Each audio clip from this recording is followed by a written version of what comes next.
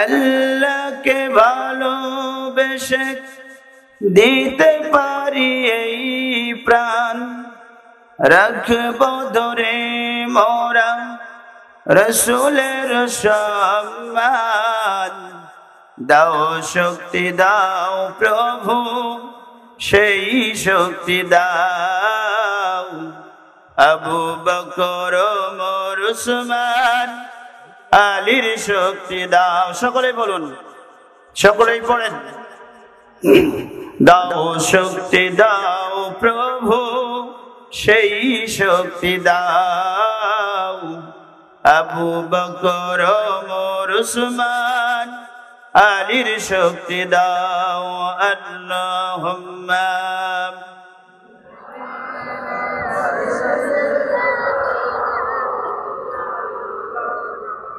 وعلى آل سيدنا مولانا।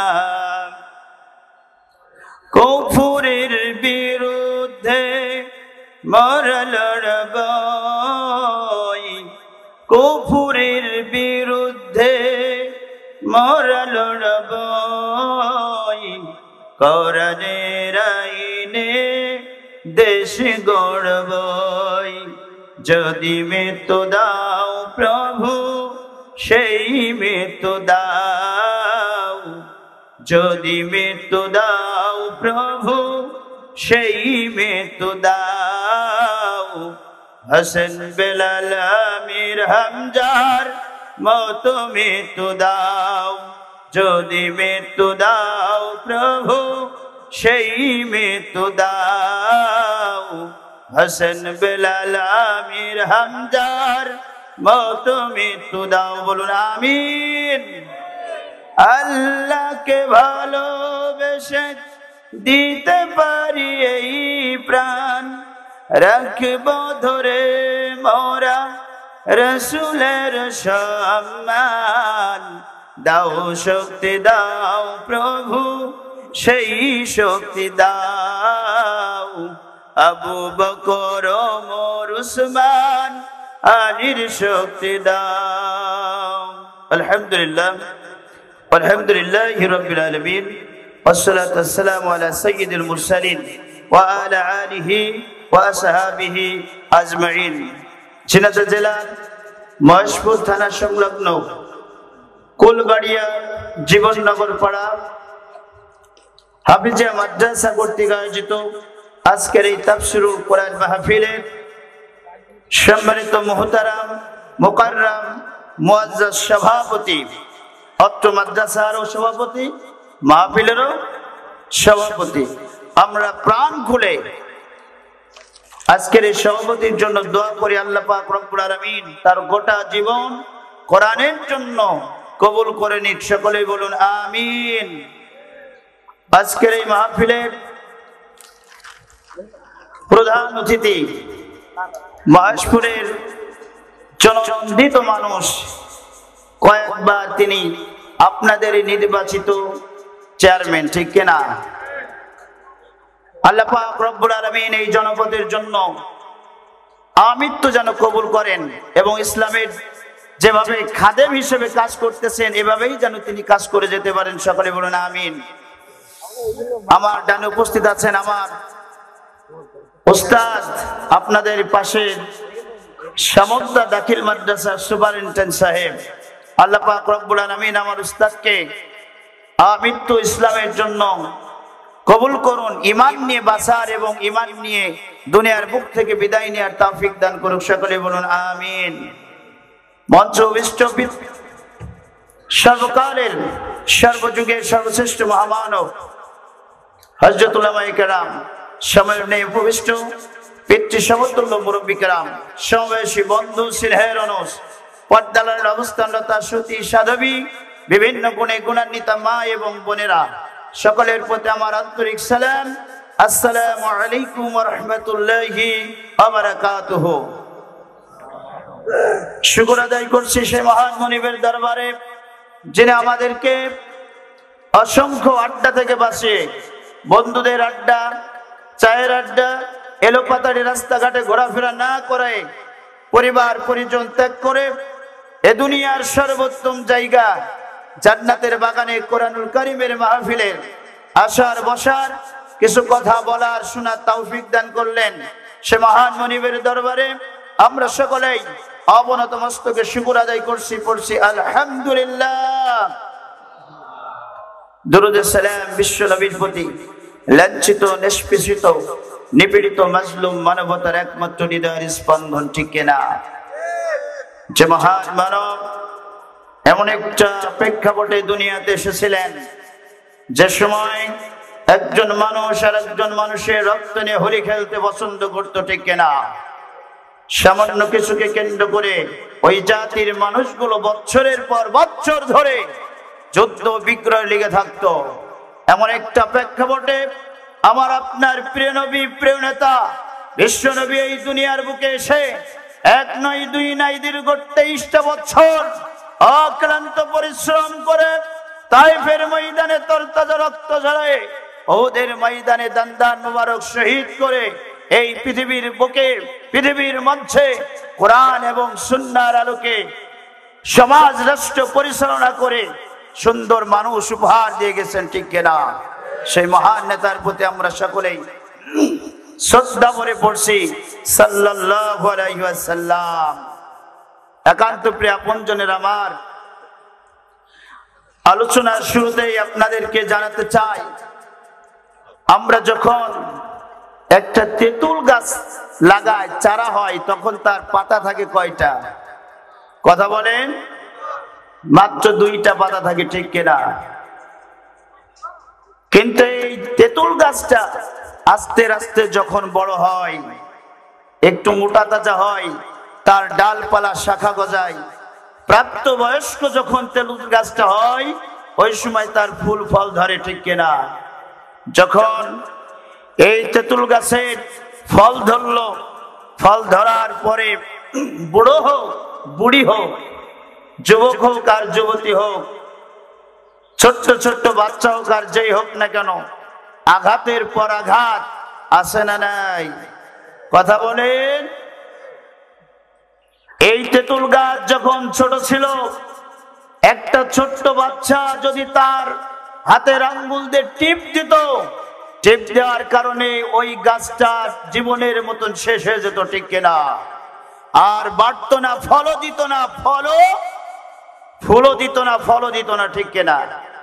কিন্তু এই গাছটা যখন আস্তে আস্তে বড় হয়েছে, প্রাপ্তবয়স্ক হয়েছে, আমি আপনি এত আঘাত করার পরও, কয়েকটা ডাল ভাঙার পরও যখন এই গাছটার এই দুনিয়ার বুক থেকে বিদায় হয় না, ও মহেশপুরের মুসলমানেরা, আমি আপনাদেরকে বলতে চাই, এই ইসলাম সেদিন মক্কায় মাত্র একজন মানুষের মাধ্যম দিয়ে তৈরি হয়েছে, ঠিক কিনা? আমার আপনার প্রিয় নেতা সেদিন একাই দাঁড়িয়েছিল। কাফের বেঈমান আবু জেহেল, উতবা, শাইবা হাজারো চেষ্টা করে ইসলাম নামক এই শব্দটা যেমন মুছে দিতে পারে নাই, আজকে শাখা প্রশাখা করতে করতে গোটা পৃথিবী জুড়ে ইসলাম ছড়ায় পড়েছে, ঠিক কিনা? উতবা শাইবার উত্তরসূরি যারা আছে, আমেরিকা বলেন আর ভারত বলেন আর ব্রিটেন বলেন, হাজার চেষ্টা করে ইসলামকে দুনিয়ার বুক থেকে ধ্বংস করতে পারবে না, ঠিক কিনা? ঠিক কিনা? একান্ত প্রিয় আপনজনের আমার, ভয় হচ্ছে নাকি? কথা কি চলবে? একান্ত প্রিয় আপনজনের আমার, তাহলে ইসলাম কিয়ামত পর্যন্ত টিকে থাকবে। বরঞ্চ যে মানুষগুলো এই কোরআনকে স্তব্ধ করে দেওয়ার জন্য চিন্তা চেতনা করবে, তারা অপমানিত হয়ে, লাঞ্ছিত হয়ে দুনিয়ার বুক থেকে বিদায় নেবে, ঠিক কিনা? আমি তো আমার ভাষায় বলি, এই কোরআন হচ্ছে একটা কপোতাক্ষ এক্সপ্রেসের নাম। কার নাম? কপোতাক্ষ এক্সপ্রেস।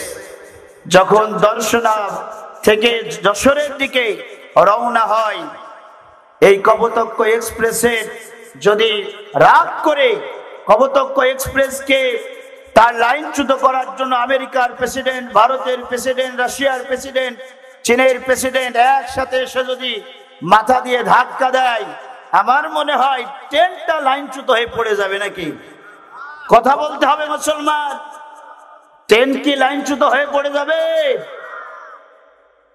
বরঞ্চ যারা ধাক্কা দেওয়ার জন্য ষড়যন্ত্র করেছে, হোক তারা ভারতের প্রেসিডেন্ট, হোক তারা আমেরিকার প্রেসিডেন্ট, হোক তারা রাশিয়ার প্রেসিডেন্ট, এরা তাদের মাথাগুলো ভেঙে তছনছ করে দুনিয়ার বুক থেকে বিদায় নেবে, আর কপোতাক্ষ এক্সপ্রেস তার গন্তব্যস্থানে পৌঁছায় যাবে, ঠিক কিনা? সুতরাং এই কোরআনকে যারা দুনিয়ার বুক থেকে বাজেয়াপ্ত করার জন্য ষড়যন্ত্র করেছে, আবু জেহেল উতবা থেকে শুরু করে আজকের দিন পর্যন্ত, তারা কেউ দুনিয়াতে সম্মানের সাথে বেঁচে নাই, ঠিক কিনা? ওরা মৃত্যুবরণ করেছে অপমানিত হয়ে, ওরা মৃত্যুবরণ করে লাঞ্ছিত হয়ে। দুনিয়াতে যারা বেঁচে আছে তারা অপমানিত, লাঞ্ছিত হয়ে, লাইনচ্যুত হয়ে বেঁচে আছে, ঠিক কিনা? একান্ত প্রিয় আপনজনের আমার, একান্ত প্রিয় আপনজনের আমার, এই কোরআনুল কারিমের এই আলোচনা বক্তব্য শুনতে এসে আপনারা খুশি না বেজার? কথা বলেন। যদি খুশি হন তাহলে আওয়াজ একটু বেশি দেওয়ার দরকার আছে না নাই? হ্যাঁ, আলোচনা চলবে না, শেষ করে দেব। কতক্ষণ? একান্ত প্রিয় আপনজনের আমার, আমরা যারা এসেছি কোরআনের পাগল পারা হয়ে এসেছি, ঠিক কিনা? আমরা কোরআনকে ভালোবাসি, আর যারা দোকানে পাশারিতে আছে এরা কোরআনকে ভালো না বেশে দোকানে আসার জন্য এসেছে, ঠিক কিনা? তাহলে এখন আমরা লাভবান হলাম না যারা রাস্তাঘাটে এলো পাতাড়ি ঘোরাফেরা করতেছে ওরা লাভবান হলো? কোনটা? আমরা কি লাভবান হলাম?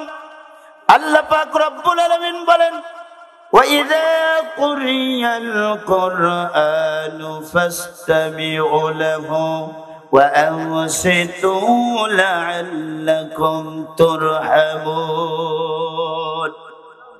কোরআনুল কারীমের সূরা আরাফ 204 নম্বর আয়াতে কারিমাটা আল্লাহ পাক রব্বুল আলামিন বলেন, যখনই কোরআনুল কারীম থেকে আলোচনা বক্তব্য শুরু হবে, ওই সময় যারা আমি আল্লাহ পাক রব্বুল আলামিনের প্রকৃত গোলাম, প্রকৃত বান্দা বান্দি, এই মানুষগুলো বন্ধুদের আড্ডা ছেড়ে এলো পাতাড়ি রাস্তাঘাটে ঘোরাফেরা না করে, রাস্তায় দাঁড়িয়ে না থেকে, বাজার ঘাটে দাঁড়িয়ে না থেকে, গল্প গুজব না করে এরা কোরআনুল কারীমের জান্নাতি বাগানে যদি এসে বসে যেতে পারে, আমি আল্লাহ পাক রব্বুল আলামিন ওদের কাছে কমিটমেন্ট দিয়ে দিলাম, আসমান থেকে জমিনের উপরে যেভাবে বৃষ্টি বর্ষণ করি, আমি আল্লাহ পাক রব্বুল আলামিন জান্নাতের এই বাগানের ভিতরে, কোরআনের এই মাহফিলের ভিতরে আসমান থেকে আমার রহমতের বারিধারা বর্ষণ করে দিব।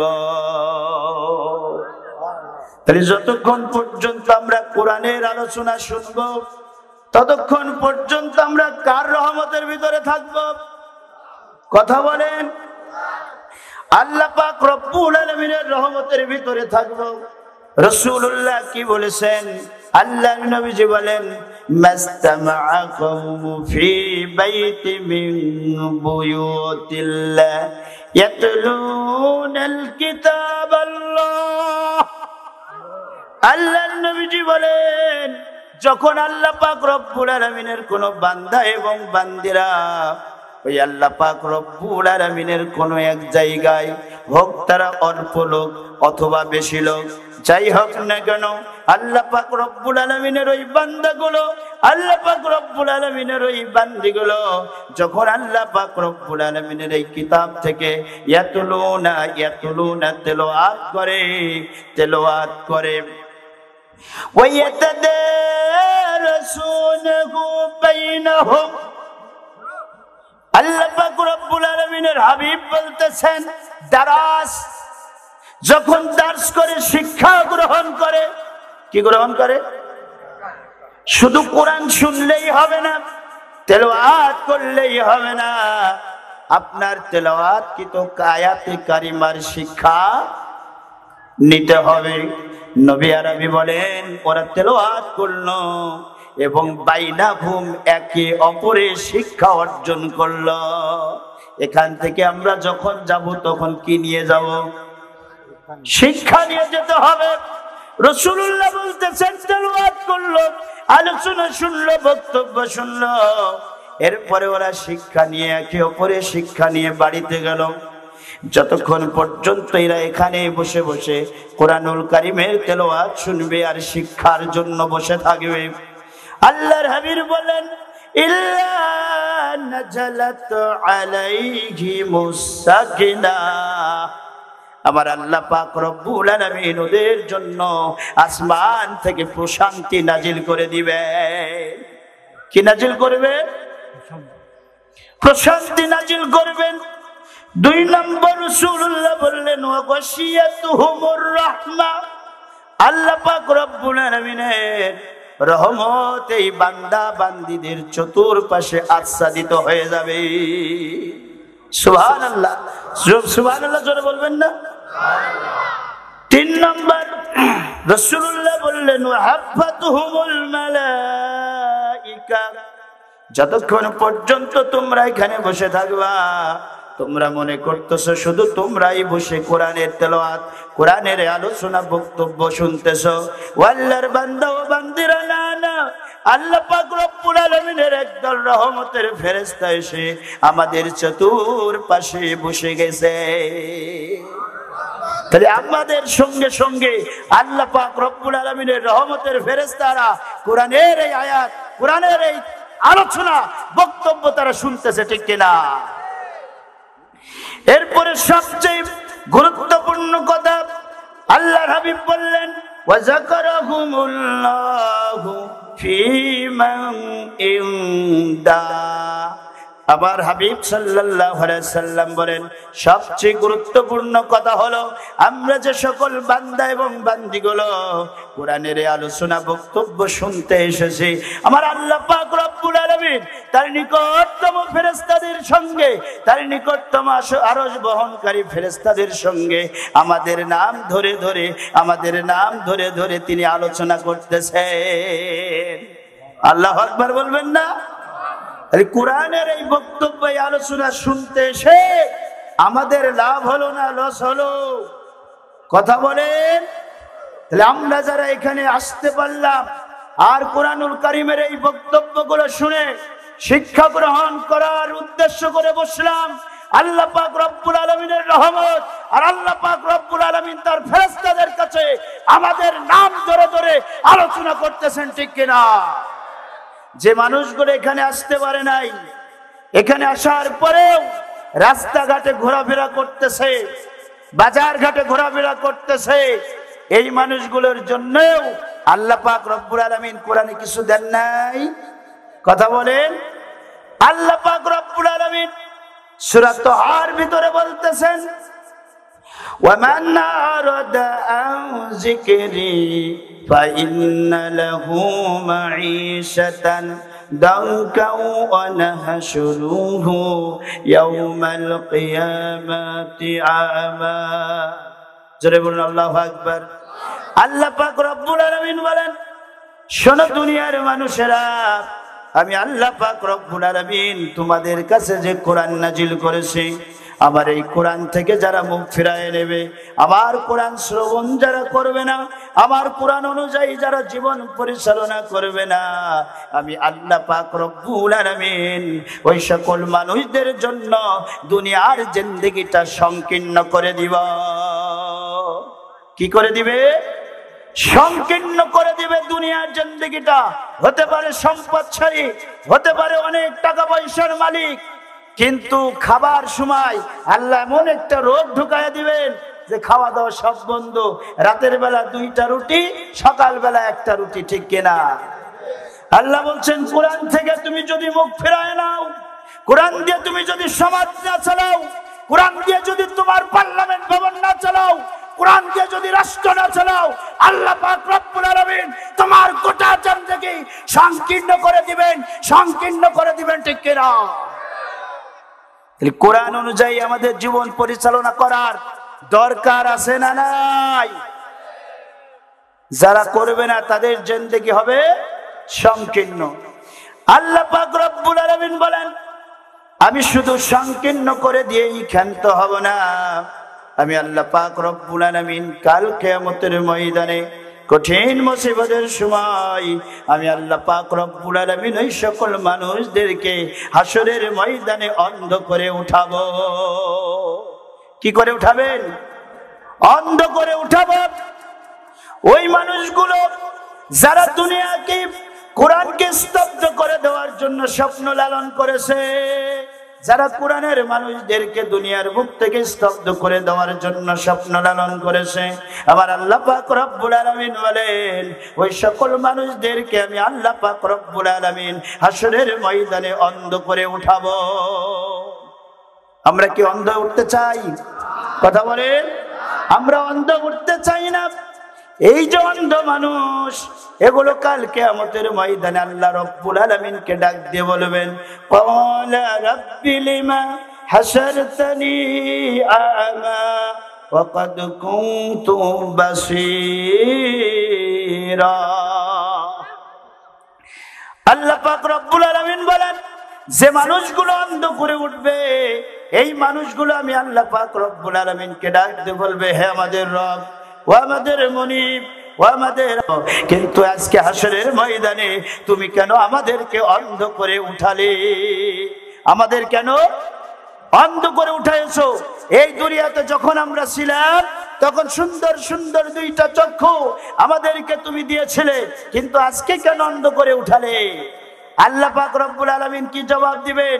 আমি দুনিয়াতে তোমাদের চোখ দিয়েছিলাম আমার ইসলামের পথে চলার জন্য, আমি দুনিয়াতে তোমাদের চোখ দিয়েছিলাম তাফসীরুল কোরআন মাহফিলে যাওয়ার জন্য, কিন্তু দুনিয়াতে যাওয়ার পরে আমি আল্লাহকে তোমরা যেভাবে ভুলে গেছো, আজকে হাসরের ময়দানে আমি আল্লাহ পাক রব্বুল আলামিন তোমাদেরকে ভুলে গেলাম। আল্লাহ যদি ভুলে যায়, জান্নাতে দেওয়ার মতন আসমান জমিনে আর কেউ থাকবে? কথা বলেন। তাহলে কোরআনের সাথে আমাদের সম্পর্ক রাখার দরকার আছে না নাই? কারা কারা আমরা কোরআনের সাথে সম্পর্ক রাখতে চাই? তো হাত তুলে আল্লাহকে দেখায়। রব্বুল আলামিন তুমি আমাদের হাতগুলো কবুল করে নাও, সকলে বলুন আমিন। একান্ত প্রিয় আপনজনের আমার, গোটা পৃথিবীতে আজকে মুসলমানদের উপরে অশান্তি, ঠিক কিনা? আমি আপনাদের সম্মুখে 8টা পয়েন্টে কথা বলতে চাই। কয়টা পয়েন্ট বলেন তো? যদি 8টা পয়েন্ট আমাদের গোটা জীবন মেনে নিতে পারি, তাহলে সমাজ রাষ্ট্র সব জায়গায় শান্তি থাকবে। আর যদি আমরা মেনে নিতে না পারি, তাহলে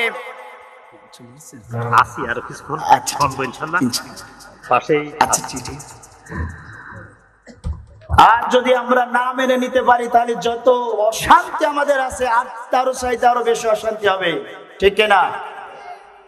আমরা গোটা পৃথিবীতে শান্তি চাই না অশান্তি চাই? কথা বলেন। 1 নম্বর পয়েন্ট অশান্তি হওয়ার। কত নম্বর পয়েন্ট? 1 নম্বর পয়েন্ট, আজকে প্রায় 200 কোটি মুসলমান গোটা পৃথিবীতে। কত কোটি? কথা বলেন। প্রায় 200 কোটি মুসলমান। এই 200 কোটি মুসলমান আজকে আমরা আল্লাহ পাক রব্বুল আলামিনের গোলামি থেকে সরে গেছি। কি থেকে? কথা বলে। আজকে আমরা আল্লাহর গোলামি করতে চাই না। মুয়াজ্জিন সাহেব মসজিদে আজান দেয়, আর মুসলমানের বাচ্চা চায়ের দোকানে বসে থাকে, এক হাতে চায়ের কাপ আর এক হাতে বিড়ি, কোনটা যে কোনটা টান মারে, মুসলমানের মাথায় কাজ করে না, ঠিক কিনা? নামাজ হয়ে যায়, মুসলমানরা চায়ের দোকান, টিভির, সিনেমার দোকান এরা ছাড়তে পারে? আল্লাহ পাক রব্বুল আলামিন বলেন, ওয়া খালাকাতুল জিন্না ওয়াল ইনসা ইল্লা লিয়াবুদুন। বলেন আল্লাহু আকবার। আল্লাহ পাক রব্বুল আলামিন বলতেছেন, আমি জিন জাতি আর মানব জাতি, এই দুইটা জাতিকে আমি আল্লাহ পাক রব্বুল আলামিন আমার গোলামি, আমার দাসত্ব করার জন্য আমি সৃষ্টি, আমার গোলামি, আমার দাসত্ব করার জন্য আমি সৃষ্টি করেছি। আর যুগে যুগে যত নবী, যত রাসূল আমি পাঠিয়েছি, সকলেই দুইটা কথা বলেছে। কয়টা কথা?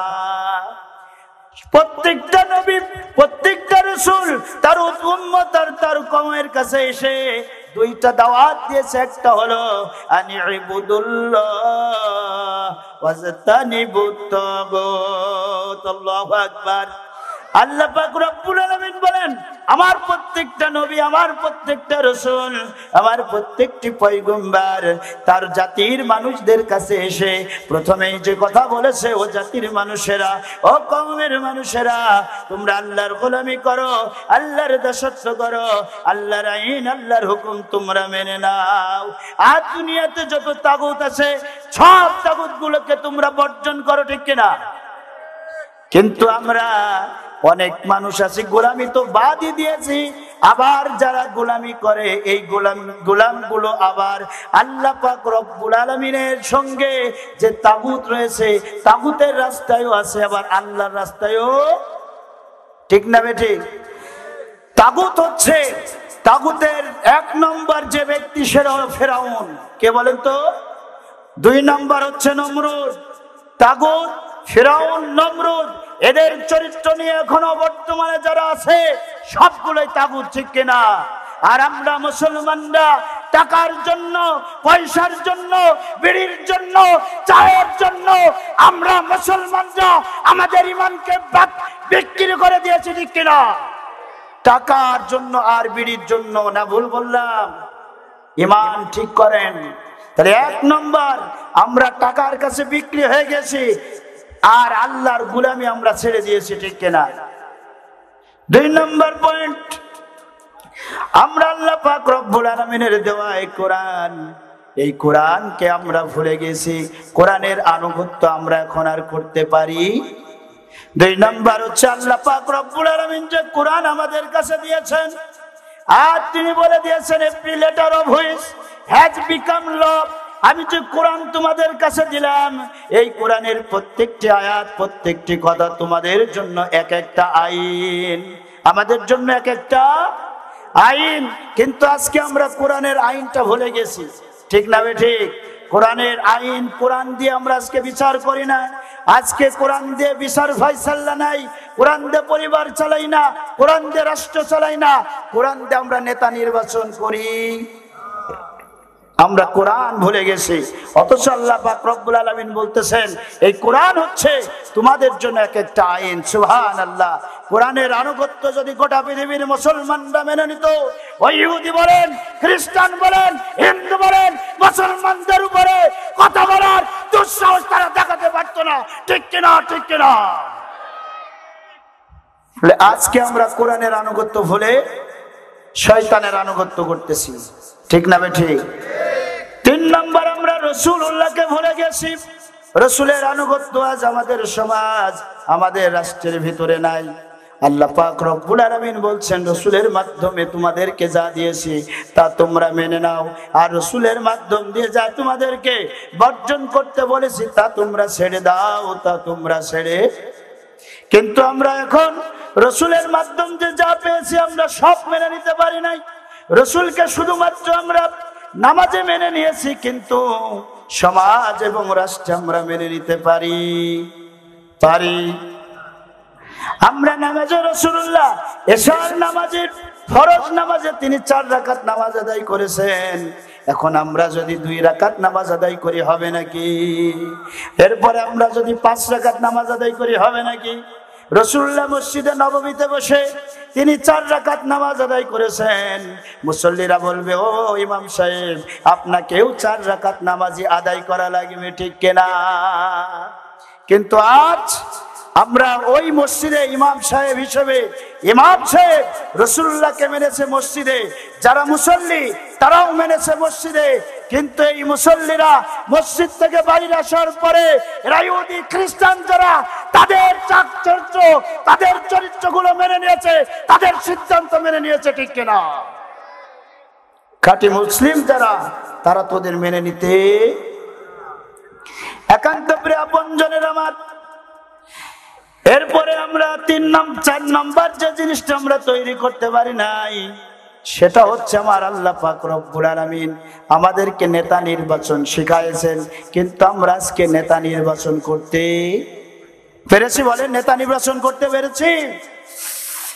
আমরা আল্লাহর কাছে বলবো, আল্লাহ তুমি আমাদেরকে হযরত ওমরের মতন একটা নেতা দিয়ে দাও, বলা যাবে কি?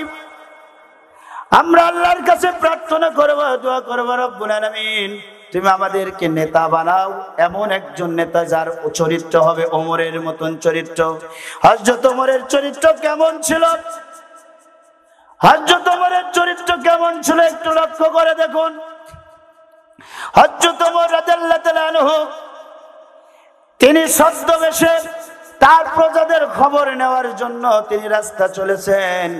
গভীর রজনীতে তিনি রাস্তা চলতে চলতে শহরতলি পেরিয়ে একটা সরু সংকীর্ণ রাস্তা দিয়ে তিনি হাঁটতেছেন। এমন সময় একটা জীর্ণ শীর্ণ ঘরের মধ্য থেকে মেয়ে কণ্ঠে খলিফা ওমরের কর্ণকহরে একটা মেয়ের কণ্ঠে রাতের আঁধারে প্রেমের গান ভেসে আসলো। কিসের গান? হযরত ওমর আর দাঁড়িয়ে থাকতে পারলেন না। কার এত বড় হিম্মত, কার এত বড় সাহস, কার এত বড় হিম্মত আমার রাষ্ট্রে, কোরআনের রাষ্ট্রে বসবাস করে, আর কোরআনের রাষ্ট্রে বসবাস করে প্রেমের গান রাতের আঁধারে গায়? এত বড় হিম্মত কার, এত বড় সাহস কার? খলিফা ওমর আর দাঁড়িয়ে থাকতে না পেরে তিনি মেয়ের ঘরের দরজায় চলে গেলেন। সুন্দর করে একটা কড়াঘাত করলেন। তারপরও মেয়ে গান গাইতেই চলেছে, মেয়ের কণ্ঠে গান তখনও ভেসে আসে। হযরতে খলিফা হযরত ওমর রাদিয়াল্লাহু তাআলা আনহু তিনি দাঁড়িয়ে থাকতে পারলেন না। তিনি মেয়ের দরজা ভেঙে ঘরের ভিতরে প্রবেশ করলেন। প্রবেশ করে হাতের চাবুকটা ঘোরায় আর ডাক দিয়ে বলে, হে মেয়ে, তোর এত বড় হিম্মত, এত বড় সাহস, এত বড় কলিজা, তুই আমি রাষ্ট্রের খলিফা ওমর এটা জানার পরও, যে রাষ্ট্রে কোরআন দিয়ে বিচার ব্যবস্থা পরিচালনা করা হয়, এটা জানার পরও এ মেয়ে তুই কেন প্রেমের গান গাইলি গভীর রজনীতে?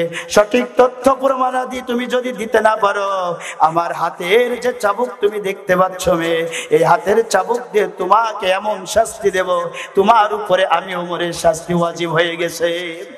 কি হয়ে গেছে? মেয়ে তুই গান গাইলি কেন? তুই যে গান গেয়েছিস, এই গান গাওয়ার কারণে আমার হাতের শাস্তি তোর জন্য ওয়াজিব হয়ে গেছে। আল্লাহু আকবার। আমাদের সমাজে গান আছে না নাই? বাড়িতে বাড়িতে গান আছে না নাই? সমাজ রাষ্ট্রে গান আছে না নাই? সংসদ ভবনের ভিতরে গান আছে না নাই? মেয়ে চিন্তা করলো, আমি তো খলিফা ওমরের কাছে ধরা, আমি যে রাতের আঁধারে গান গেয়েছি এ দুনিয়ার আর কেউ শুনতে পায় নাই। খলিফা ওমর তিনি শুনেছেন, তার হাতের যে চাবুক রয়েছে এই চাবুক দিয়ে আমার উপরে আঘাত করবে, আমাকে শাস্তি ভোগ করতে হবে। কিন্তু খলিফা ওমর তো এমন খলিফা যে খলিফা ওমরকে বাবারে দিয়ে কাজ হবে না, দাদারে দিয়ে কাজ হবে না। খলিফা ওমর এমন একজন খলিফা, তিনি দুনিয়ার কোন দাদার কাছে, কোন নেতা নেত্রীর কাছে দুর্বল নয়। খলিফা ওমর একজনের কাছে দুর্বল, একটা বিষয়ের কাছে দুর্বল, সেটা হচ্ছে মহাগ্রন্থ আল কোরআন। খলিফা ওমর কার কাছে দুর্বল? মহাগ্রন্থ আল কোরআনের কাছে খলিফা দুর্বল। সুতরাং খলিফা ওমরকে টাকা দিয়ে লাভ হবে না, খলিফা ওমরকে দাদারে দিয়ে সুপারিশ করে লাভ হবে না, দাদিরে দিয়ে সুপারিশ করেও কোনো লাভ হবে। খলিফা ওমরের সঙ্গে যদি বাহস করতে হয়, তাহলে খলিফা ওমরের সঙ্গে বাহস করতে হলে খলিফা ওমরের সঙ্গে আমার কোরআন দিয়ে বাহস করা লাগবে। কি দিয়ে বাহস করা লাগবে? কথা বলেন। খলিফা ওমরের সঙ্গে যদি আমার কথা বলতে হয়, তাহলে বাহস করতে হবে কোরআন দিয়ে। কি দিয়ে? কোরআন দিয়ে কথা বলা লাগবে। একান্ত প্রিয় আপনজনের আমার, মেয়ে ডাকতে বলছে, খলিফা আমি যে কোরআনুল কারিমের হুকুম অমান্য করেছি, আল্লাহ পাক রব্বুল আলামিন কোন জায়গায় গান হারাম করেছে আপনাকে বলা লাগবে। মেয়েও যেমন খলিফাও ঠিক কিনা? মেয়ে বলছে, খলিফা আমি গান আল্লাহ পাক রব্বুল আলামিন হারাম করেছেন কোন জায়গায়, আমাকে তার প্রমাণ দিতে হবে। খলিফা ডাকতে বলে, তুই কি মুসলমানের ঘরে জন্মগ্রহণ করিস নাই? তুই কি কোরআনুল কারীম পড়তে জানিস নাই? আমার আল্লাহ পাক রব্বুল আলামিন কি সুন্দর করে জানিয়ে দিয়েছেন, সূরা লুকমানের 6 নম্বর আয়াতে কারিমা কি তুই পড়িস নাই? আমার আল্লাহ পাক রব্বুল আলামিন বলেন, আমিনান নাসি মাইয়াশতারি লাহুয়াল হাদিস লিয়ুদিল্লা আন সাবিলিল্লাহ বিগাইরি ইলম। আল্লাহু আকবার। আমার আল্লাহ পাক রব্বুল আলামিন সূরা লুকমানের 6 নম্বর আয়াতে কারিমার ভিতরে এই যে লাঘু আল হাদিস, এই লাঘু আল হাদিস দ্বারা দুনিয়ার যত অশ্লীল সাহিত্য রয়েছে, যত অশ্লীল কবিতা রয়েছে, যত গান রয়েছে, যত প্রকার বাজনা রয়েছে, সব বাজনা সব গানগুলো আমার আল্লাহ পাক রব্বুল আলামিন হারাম করে দিয়েছেন। বলেন আল্লাহু আকবার। মেয়ে চিন্তা করতেছে খলিফা ওমর তো কুরআনুল কারীমকে তার সিদ্ধান্ত জানিয়ে দিল। আল্লাহ পাক রব্বুল আলামিন সূরা লুকমানের 6 নম্বর আয়াতে কারিমার ভিতরে গান হারাম করে দিয়েছেন। এখন কি আমাদের সমাজে গান হারাম না হালাল? কথা বলে। সংসদের ভিতরে গান ছিল কি ছিল না? হ্যাঁ, আমাদের বাড়িতে মুসলমানের বাচ্চা সুন্নাতে খাতনা হয়, গান ছাড়া যেন মজা হয় না। আমরা মুসলমানের বাচ্চা, বিবাহ একটা ফরজ জিনিস, এই ফরজ জিনিস করার সময় ডিজে গান ছাড়া ভালো, ঠিক না বেটি? হ্যাঁ, আমরা গানে ছড়াছড়ি, ঠিক কিনা? বেদের মেয়ে দুসনায় আমার ফাঁকি দিয়েছে, ঠিক কিনা? হাসি হাসি বলে দুসনা আর আসলে না, আজীবনের জন্য চলে গেল। আছে না নাই? মাওলানা হাবিবুর রহমান বলতেন, সারা রাত ওয়াজ করে কি করব, এক বেদের মেয়ে দুসনা এসে যত বাদন বাঁধলাম, ওয়াজ করে সব বাদন ভেঙে নিয়ে চলে গেল, ঠিক কিনা? সারা রাত ওয়াজ করে কি করবেন, যে বাঁধন আপনি বাঁধবেন, এক বেদের মেয়ে দুসনা চায়ের দোকান মুসলমানদের ঈমানকে হরণ করছে, ঠিক কিনা? মেয়ে বলছে খলিফা, মেয়ে বলতেছে খলিফা আপনি গান কোন জায়গায় গান হারাম?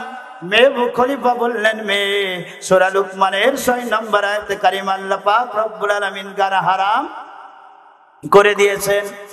এখন মেয়ে বলতেছে খলিফা আমি গান হারাম কুরআনুল কারীমের সূরা লুকমানের 6 নম্বর আয়াতে কারিমায় আল্লাহ হারাম করেছেন, একটা আইন আমি লঙ্ঘন করেছি। কিন্তু খলিফা আপনি তিনটা আইন লঙ্ঘন করেছেন। এখন 3টা আইন লঙ্ঘন করার কারণে খলিফা ওমর আপনার কি শাস্তি হবে? আপনি জলদি করে বলেন, কি শাস্তি হবে আপনার? জলদি করে বলেন। কে বলতেছেন? মেয়ে বলতেছেন। কথা শুনছেন? একান্ত করে আপনজনের আমার মেয়ে বলছে খলিফা আমি একটা হুকুম অমান্য করেছি, তার জন্য যদি আপনার হাতের চাবুকটা ওয়াজিব হয়ে যায়, ও খলিফা আপনি 1 নয় 2 নয় কুরআনুল কারীমের 3টা হুকুম অমান্য করেছেন। এখন খলিফা বলেন আপনার কি শাস্তি হওয়া প্রয়োজন? খলিফা ওমর হাতের থেকে চাবুকটা ফেলে দিলেন, তার কোমর থেকে উন্মুক্ত তলোয়ার বের করে ডাকতে বলছে, তুই কি আমার কুরআনুল কারীমের তালিম দিস? এ মেয়ে তুই কি জানিস যেদিন থেকে আমি কুরআনুল কারীমের ছায়াতলে এসেছি, আল্লাহর নবীর হাতে হাত থেকে আমি মুসলমান হয়েছি, সেদিন থেকে জানা মতো আমি কুরআনুল কারীমের একটা হুকুম আমি লঙ্ঘন করি।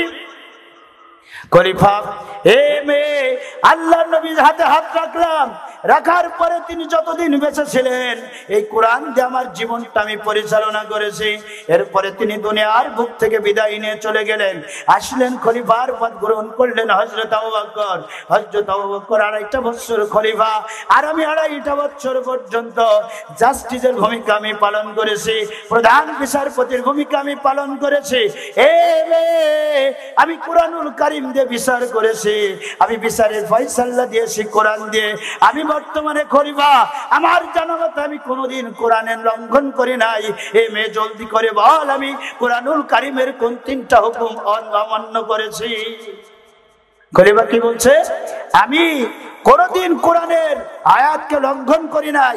তুমি আজকে বলতেছো যে আমি কুরআনুল কারীমের আয়াত লঙ্ঘন করেছি। এ মেয়ে জলদি করে বল আমি কোরআনের কোন 3টা হুকুম অমান্য করেছি? ওমরের মাথায় কি কাজ করতেছে ভাই? মেয়ে বলতেছে খলিফা তুমি তর্জন করো না, গর্জন করো না। তোমার তর্জন গর্জন পৃথিবীর কিছু মানুষ ভয় পেতে পারে, কিন্তু আমি মেয়ে ভয়।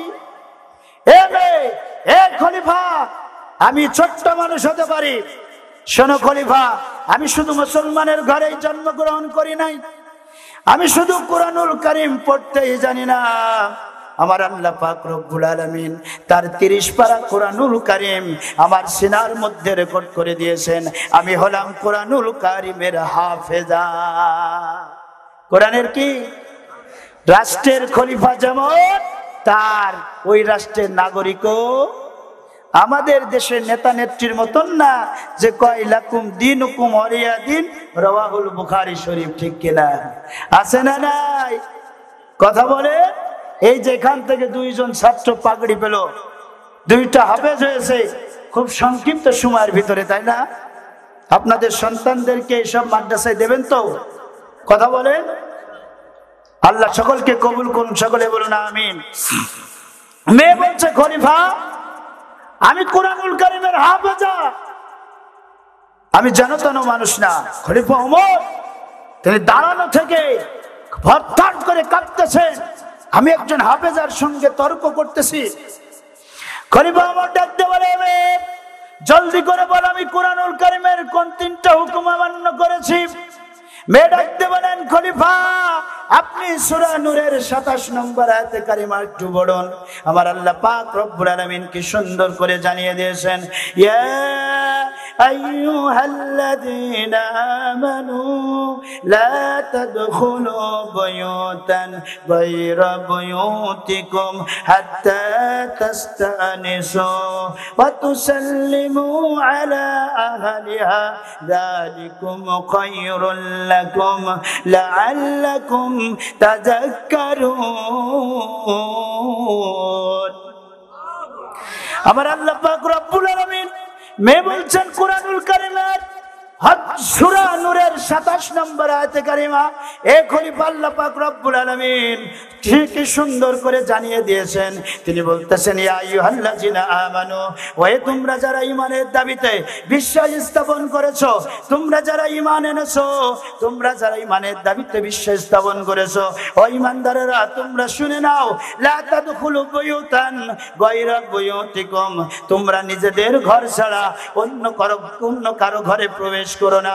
ওই ঘরের মালিকের অনুমতি, কথা বলেন, ওই ঘরের মালিকের অনুমতি ছাড়া তোমরা কারো ঘরে প্রবেশ করো না।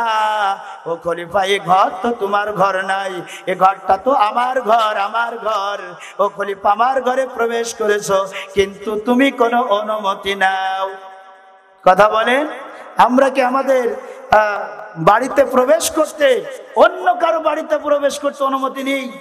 হ্যাঁ খলিফা শোনো, শুধু অনুমতি নিলেই হবে না। মেয়ে বলছে খলিফা আল্লাহ পাক রব্বুল আলামিন বলেছেন ওয়া তুসাল্লিমু আলা আহলিহা, এ খলিফা আল্লাহ পাক রব্বুল আলামিন বলেন শুধু অনুমতি নিলেই হবে না, ও খলিফা ওই বাড়ির মালিককে আবার সালাম দেওয়া লাগবে। কি করা লাগবে? কথা বলেন। আজকে আমাদের সমাজে কি সালাম আছে? আছে? কোথায় আছে না? আসসালামু আলাইকুম, আসসালামু আলাইকুম বিয়াশা, আছে না নাই? ওয়ালাইকুম আসসালাম বিয়াশা, আছে কিনা?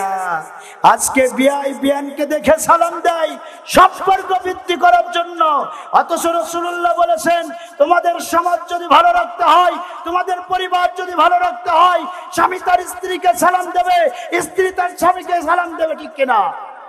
বন্ধু তার বন্ধুকে সালাম দেবে, বাজার ঘাটে যেখানে দেখা হবে সালামের প্রচলন করতে হবে, এটা বিশ্ব নবীজি বলেছেন। ঠিক কিনা? কিন্তু এখন আছে, এখন মেয়ে ছেলেকে সালাম দেয়, ছেলে মেয়েকে সালাম দেয়। ঠিক কিনা?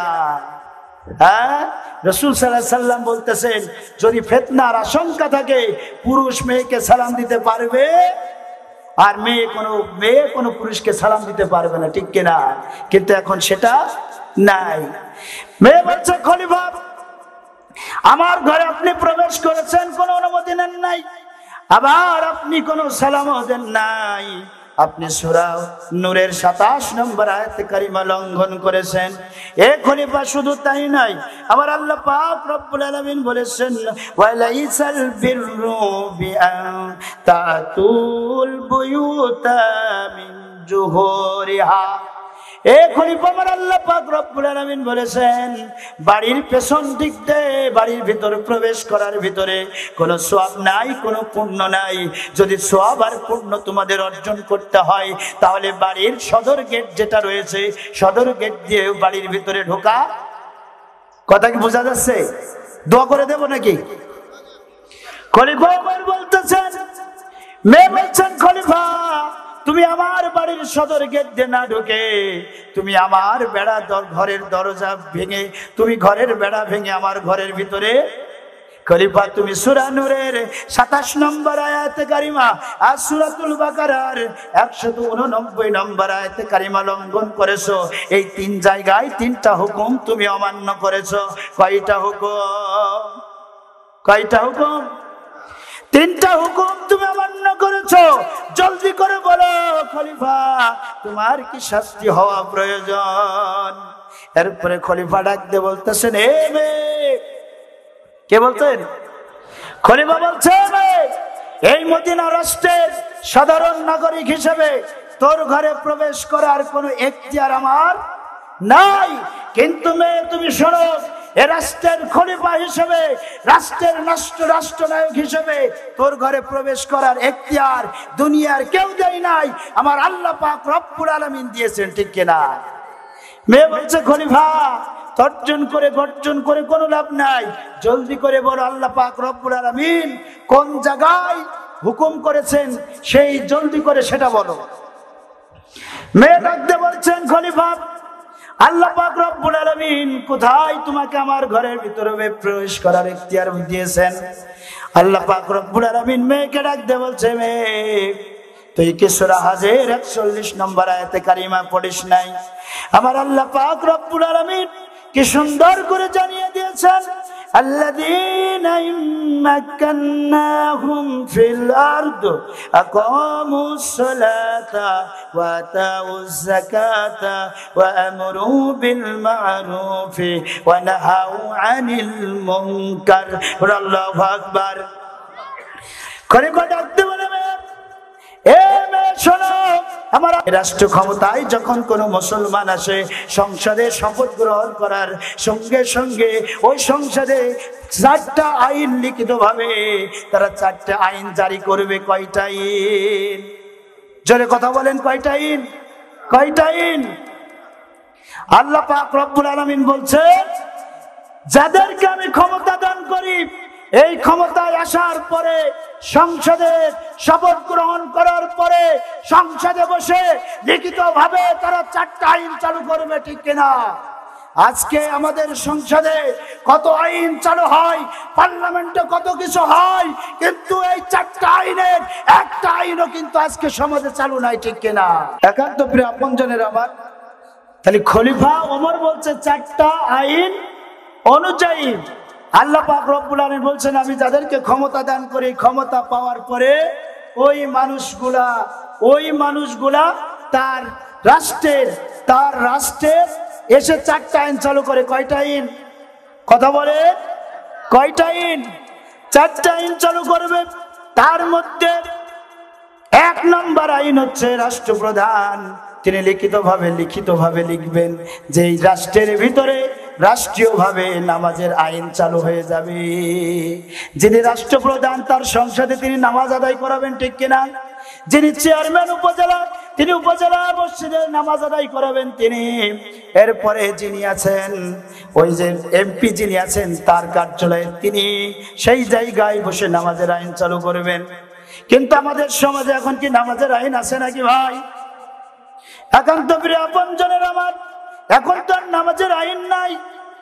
এরপরে 2য় নম্বর যে আইন চালু হবে যাকাত ভিত্তিক অর্থনীতি চালু হবে। কি ভিত্তিক? কথা বলেন। যাকাত ভিত্তিক অর্থনীতি কি এখন আছে? না, এখন যাকাত ভিত্তিক অর্থনীতি নাই, এখন তো সুদ ভিত্তিক অর্থনীতি। ঠিক কিনা? একান্ত প্রিয় আপনজনের আমার, সুদ ভিত্তিক অর্থনীতি বাদ দিয়ে যাকাত ভিত্তিক অর্থনীতি, সাদকা ভিত্তিক অর্থনীতি চালু করতে হবে। ঠিক কিনা?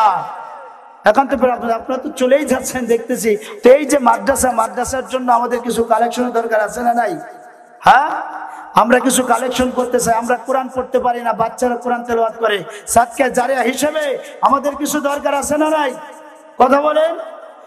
আমার কাছে প্রধান বক্তার কাছে কেউ কিছু টাকা, যে আমরা প্রধান বক্তার কাছে কিছু টাকা দিতে চাই, এমন কেউ কি দেবেন? হ্যাঁ, নাই না? 500 টাকা 1000 টাকা দেওয়ার মতন কেউ আছে? যে আলহামদুলিল্লাহ ভাই, ভাইয়ের জন্য দোয়া করে আল্লাহ পাক রব্বুল আলামিন ভাইকে দানের হাত যেন আরো বেশি করে বাড়িয়ে দেন। আপনাদের ভিতরে কেউ আছে 100 টাকা 200 টাকা 500 টাকা দেওয়ার মতন? আর স্বেচ্ছাসেবক যারা আছে আপনারা একটু ভিতরে যান, যে তাসি একটু কালেকশন করে নেন। আপনারা সবাই দূরে শরীফ পড়ুন না। আল্লাহুম্মা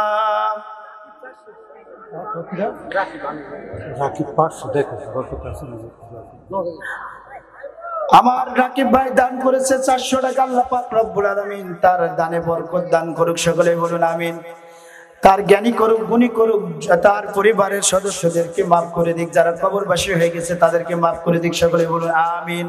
আরেকজন ভাই 100 টাকা দান করেছেন, আরেকজন ভাই 200 টাকা দান করেছে। আল্লাহ সকলের দানকে তুমি কবুল করে নাও। আর কেউ আছেন ভাই? আর কেউ আছেন? আরেকজন ভাই 100 টাকা দান করেছেন। আল্লাহুম্মা ভাই আপনারা একটু বসেন বসেন বসেন। কিরাম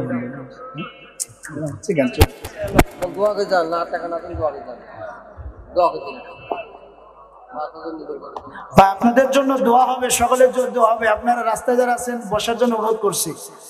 একান্ত প্রিয় আপনজনের আবার আর কেউ আছে? আর কেউ আছে দেওয়ার মতন? রাত অনেক হয়ে গেছে, তাই না? মহিলা প্যান্ডেল থেকে মা বোনেরা, একান্ত প্রিয় আপনজনেরা ছোট্ট একটা আলোচনা করে ইনশাআল্লাহ দোয়া করে দেবো। রাজি আছেন সবাই? শেষ করে দেবো, দোয়া করে দেবো। খলিফা ওমর বলছে মেয়ে, আল্লাহ পাক রব্বুল আলামিন বলছেন যাকাত ভিত্তিক অর্থনীতি চালু করতে, 3 নম্বর সৎ কাজের আদেশ দিতে, 4 নম্বর অসৎ কাজের নিষেধ। কিন্তু মেয়ে, তুমি যে রাতের আধারে গান গেয়েছো, এটা তুমি অপরাধ করেছো, ঠিক কিনা? কুরআনুল কারীমের সূরা হজের 4 নম্বর আয়াতের 41 নম্বর আয়াতের 4 নম্বর ধারা অনুযায়ী আমি তোমার ঘরে প্রবেশ করেছি, এটা আমার আল্লাহ পাক রব্বুল আলামিন আমাকে সেই অনুমতি দিয়েছেন, ঠিক কিনা? মেয়ে বলছে খলিফা, তোমার জন্য অযোগ্য খলিফার জন্য আজকে আমি গান গেয়েছি, তোমার মতো অযোগ্য খলিফার জন্য আজকে আমি গান গেয়েছি, ঠিক কিনা? আজকে আমার সমাজ রাষ্ট্রে যত সব অযোগ্য মানুষ হওয়ার কারণে আজকে সমাজে গান, আজকে পরিবারে গান, আজকে সব জায়গায় গান, ঠিক কিনা? আমরা গান থেকে ফিরে আসতে চাই। আল্লাহর কাছে দোয়া করে, আল্লাহ আমাদের যারা অযোগ্য মানুষ আছে, যাও অযোগ্য মানুষগুলো থেকে আমাদেরকে বাঁচাও, আমাদের সমাজ আমাদের রাষ্ট্রকে বাঁচাও, ঠিক কিনা? সবাই দুরূদ শরীফ পড়ুন না। আল্লাহুম্মা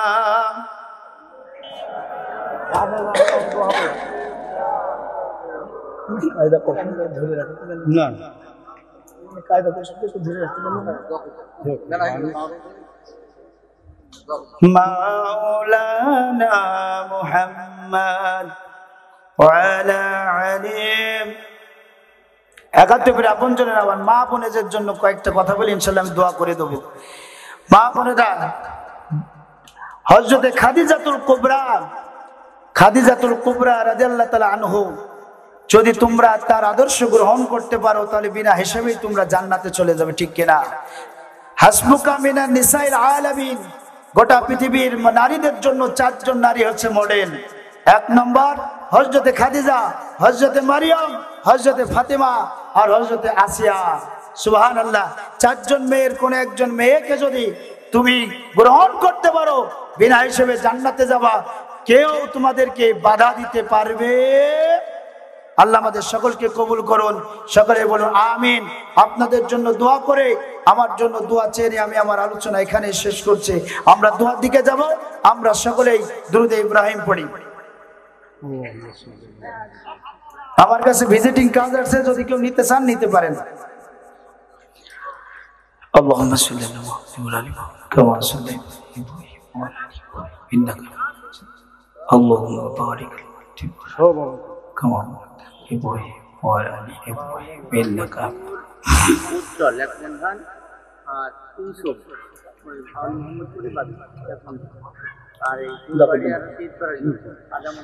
اللهم آمين. ربنا ظلمنا أنفسنا وإن لم تغفر لنا وترحمنا لنكونن من الخاسرين. ربنا لا تزغ قلوبنا بعد إذ هديتنا وهب لنا من لدنك رحمة إنك أنت الوهاب. রব্বুল আলামিন মহান গরিয়ান দাতা দয়ালু সর্বশক্তিমান রাজাধিরাজ সম্রাটের সম্রাট সাগর মহাসাগর সিন্ধু মহাসিন্ধু কুল কায়নাতের মালিক আল্লাহ রব্বুল আলামিন, তুমি তোমার কুদরতি নজর দিয়েছে দেখো আজকের মহাবিশ্বের মহাবিশ্বয় মহাগ্রন্থ কুরআনুল কারীমের মাহফিলে আমি তোমার গুনাহগার গোলাম একদল কোরআন পাগল বান্দা বান্দির সঙ্গে করে নিয়া তোমার হাবিবের উপরে কয়েক মর্তবা দুরূদ এবং সালাম পাঠ করে তোমার দেয়া ছোট্ট ছোট্ট দুটি হাত এতিমের মতন মিসকিনের মতন তোমার আনিশান দরবারে উত্তোলন করে দিয়েছি। ইলাহি, এ দৃশ্য যদি তোমার কাছে ভালো লেগে থাকে মাওলা, আর ইহার বদলতে যদি তুমি কোন সওয়াব দান করে দাও, সবটুকু আখেরি জামানার পয়গম্বর দান হারা রক্ত ঝরা রাহবার কামলিওয়ালা বিশ্ব নবীর কদম মুবারক তুমি পৌঁছায়া দাও আল্লাহ। বাবা আদম আলাইহিস সালাম থেকে শুরু করে নিয়ে আজকের দিন পর্যন্ত রব্বুল আলামিন যত মানুষ কবরবাসী হয়ে গেছে আল্লাহ সকলের কবরগুলো তুমি জান্নাতের টুকরা বানাইয়া দাও আল্লাহ। এই গ্রামের আনাচে কানাচে আম বাগানের নিচে বাজ বাগানের নিচে যে যেখানে ঘুমায় রয়েছে আল্লাহ সামান্য পরিমাণ ঈমান নিয়ে চলে গেছে রব্বুল আলামিন তাদের কবরগুলো তুমি জান্নাতের টুকরা বানাইয়া দাও আল্লাহ।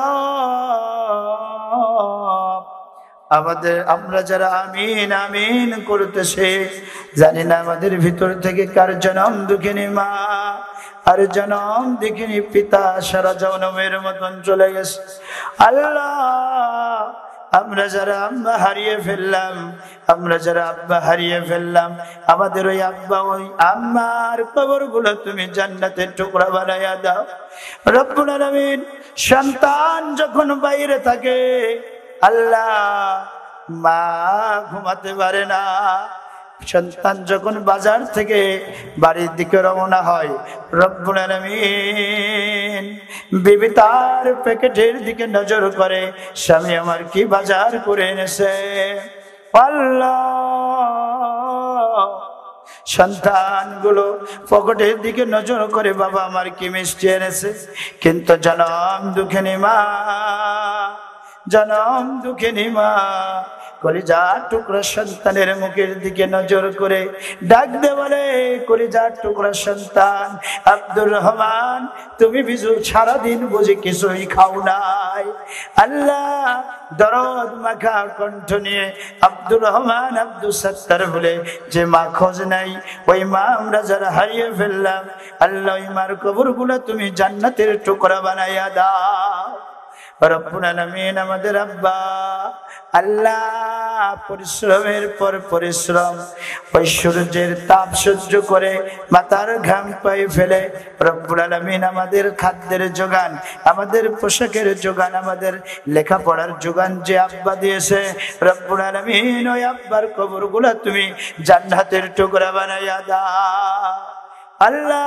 তোমার শেখানো দোয়া সকলেই পড়ুন রব্বির হামহুমা কামা রাব্বায়ানি সগীরা রব্বির হামহুমা কামা রাব্বায়ানি সগীরা আল্লাহ। আমরা গুনাহগার গোলাম, পেছনের দিকে তাকালে গুনাহ ছাড়া তো আর কিছুই দেখতে পাই না রব্বুল আলামিন আমাদের তাম জিন্দেগির গুনাহগুলো তুমি মাফ করে দাও আল্লাহ। জেনে গুনাহ করেছি না জেনে করেছি, বুঝে গুনাহ করেছি না বুঝে গুনাহ করেছি রব্বুল আলামিন আমাদের তাম জিন্দেগির গুনাহগুলো তুমি মাফ করে দাও আল্লাহ। রহমতে যত গুনাহ ঝরে বান্দার কি সাধ্য আছে, বান্দা তত গুনাহ করে।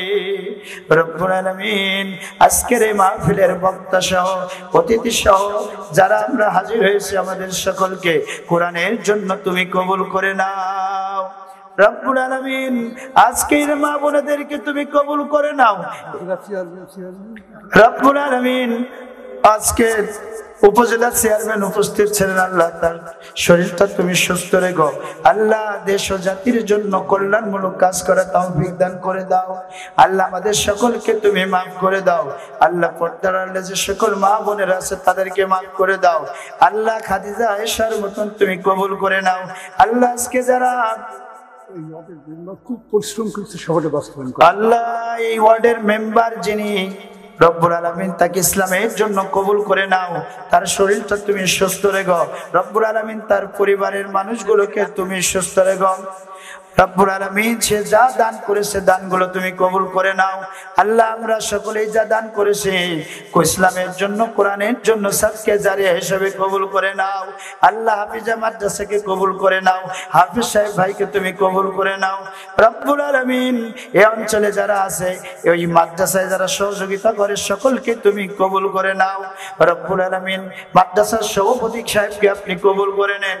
আল্লাহ রব্বুল আলামিন আজকের এই মাইকের যে ভাইরা মাইক ম্যান, আল্লাহ তাদেরকে আরো বেশি বেশি করে ভালোভাবে সার্ভিস দেওয়ার তুমি তৌফিক দান করে দাও। আইন শৃঙ্খলা বাহিনীকে আল্লাহ ইসলামের জন্য তুমি কবুল করে নাও। আল্লাহ আমাদের সকলকেই তুমি কবুল এবং মঞ্জুর করে নাও। রব্বুল আলামিন গোটা পৃথিবীর বুকে মুসলমানরা লাঞ্ছিত, নিষ্পেষিত, নিপীড়িত, মাজলুমতার জীবন যাপন করতেছে। রব্বুল আলামিন গোটা পৃথিবীর মুসলমানদেরকে তুমি কবুল করে নাও। আল্লাহ তোমার খাস রহমত গোটা পৃথিবীর মুসলমানদের উপরে তুমি নাজিল করে দাও। রব্বুল আলামিন সম্প্রতি আল্লাহ তোমার কোরআনের দুইজন পাখি আল্লামা লুৎফর রহমান, আল্লামা দিলওয়ার হোসেন সাইদি রব্বুল আলামিন গোটা পৃথিবীর বুক থেকে বিদায় নিয়ে চলে গেছে। রব্বুল আলামিন একে একে সব পাখিগুলো চলে যাচ্ছে। আল্লাহ আল্লাহ সকল পাখিদেরকে তুমি জান্নাতের পাখি হিসেবে কবুল করে নাও। আল্লাহ গোটা 56,000 বর্গ মাইলের বাংলাদেশটারে তুমি কবুল করে নাও। আল্লাহ লাল সবুজের এই পতাকার মাঝখানে কালেমার পতাকা তুমি উড্ডীন করে দাও। আল্লাহ এই বাংলার সবুজ ভূখণ্ডে যারা রব্বুল আলামিন চেয়ারম্যান থেকে শুরু করে প্রধানমন্ত্রী পর্যন্ত সকলকে কোরআনের আইন দিয়ে, কোরআন দিয়ে সমাজ রাষ্ট্র চালানোর তুমি হিম্মত, সাহস এবং জ্ঞান তুমি দিয়ে দাও। আল্লাহ এই তাফসীরুল কোরআন মাহফিলকে কবুল করে নাও।